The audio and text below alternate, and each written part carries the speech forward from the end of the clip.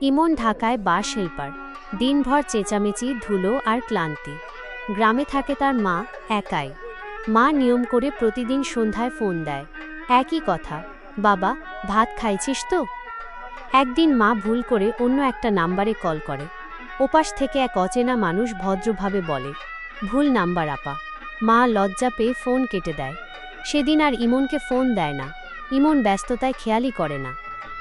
2 দিন পর গ্রাম থেকে প্রতিবেশীর কল আসে।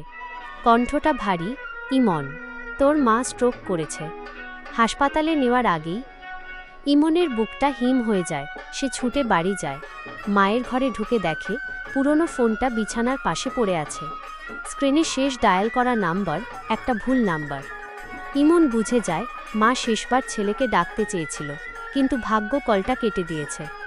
ইমন ফোনটা হাতে নিয়ে ফিসফিস করে বলে, মা, এবার আর ভুল হবে না। কিন্তু ওপাশে আর কেউ শোনে না।